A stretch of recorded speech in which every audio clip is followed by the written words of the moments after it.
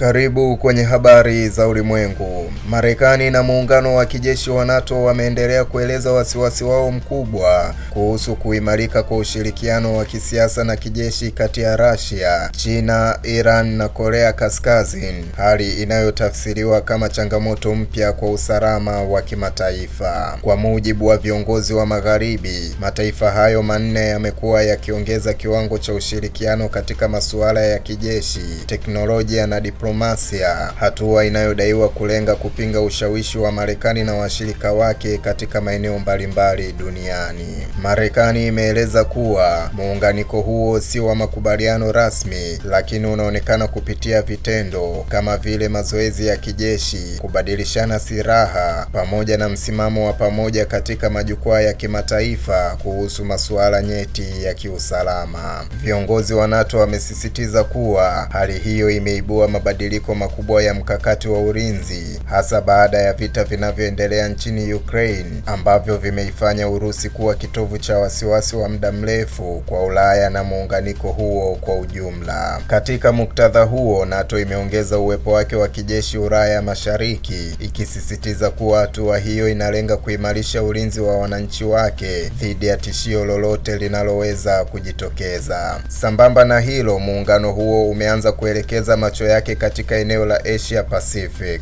Hatua ya NATO kujihusisha zaidi na Asia Pacific inaonekana kama mabadiliko ya kihistoria, kwani kiasili muunganiko huo ulijikita zaidi katika usalama wa bara la Ulaya na eneo la Atlantic Kaskazini. Kwa upande wao, Russia na China zimekuwa zikikanusha madai ya kuunda kambi pinzani dhidi ya Magharibi, zikieleza kuwa ushirikiano wao unalenga kulinda maslahi ya pamoja na kukuza mfumo wa dunia usioegemea upande mmoja. Iran na Korea Kaskazini, ambazo zimekuwa chini ya vikwazo vikali vya kimataifa, zimeonekana kunufaika na ushirikiano huo kwa kupata msaada wa kisiasa na kiuchumi pamoja na nafasi ya kupunguza shinikizo la kimataifa dhidi yao. Wataalamu wa masuala ya kimataifa wanaeleza kuwa hali hii inaashiria kurejea kwa ushindani wa kimkakati unaofanana na vita baridi, ambapo dunia inagawanyika katika kambi zenye maslahi yanayokinzana. Hali hiyo inazua hofu kuwa migogoro ya kikanda inaweza kubadilika haraka na kuwa migogoro ya kimataifa, hasa endapo itahusisha moja kwa moja mataifa yenye nguvu kubwa za kijeshi na silaha nzito. Kwa sasa Marekani na NATO zinasisitiza umuhimu wa diplomasia na mshikamano wa washirika wake, huku zikiendelea kujiandaa kijeshi kama hatua ya tahadhari dhidi ya changamoto zinazoongezeka katika mazingira ya usalama wa dunia. Mimi ni